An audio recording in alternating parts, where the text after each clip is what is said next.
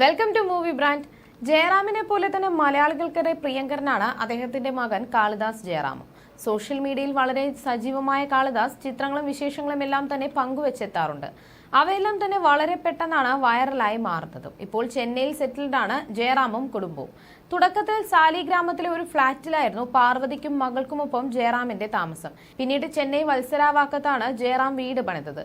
25 വർഷത്തോളം പഴക്കമുള്ള വീട് വിക്ടോറിയൽ സ്റ്റൈലിലുള്ളതാണ്. അശ്വതി എന്നാണ് വീടിന്റെ പേര്.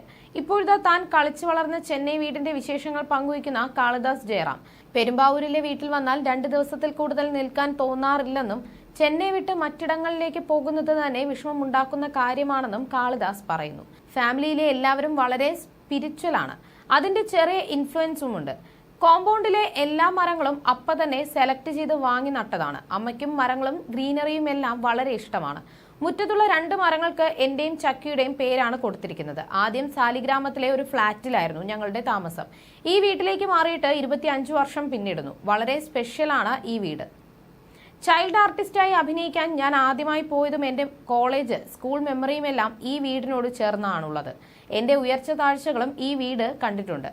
ഓരോ കോർണറിനും ഓരോ കഥ പറയാനുണ്ട്. കേരളത്തിൽ അപ്പ ഫാമിംഗ് ചെയ്യുന്നുണ്ട്.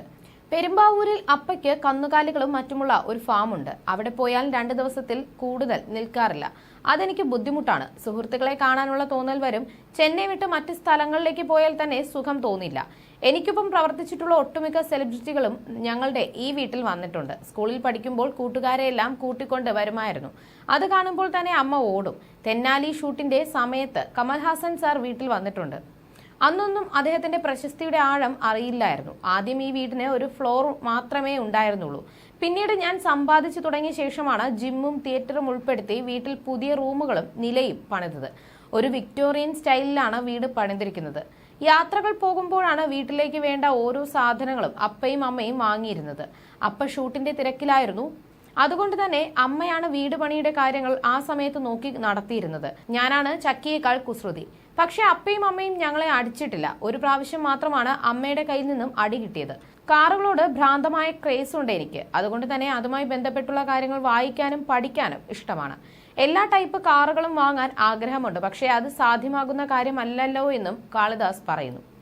അതേസമയം മലയാളത്തിൽ അത്ര സജീവമല്ലെങ്കിലും തമിഴ് സിനിമയിൽ കാളിദാസ് സജീവമാണ്. നടൻ ധനുഷിന്റെ 50ാമത്തെ ചിത്രമായ രായനിൽ കാളിദാസ് പ്രധാന വേഷം അവതരിപ്പിക്കുന്നുണ്ട്. ചിത്രത്തിൽ ധനുഷിന്റെ സഹോദരനായിട്ടാണ് കാളിദാസ് എത്തുന്നത്. മികച്ച പ്രേക്ഷക പ്രതികരണമാണ് ചിത്രത്തിന് ലഭിക്കുന്നത്.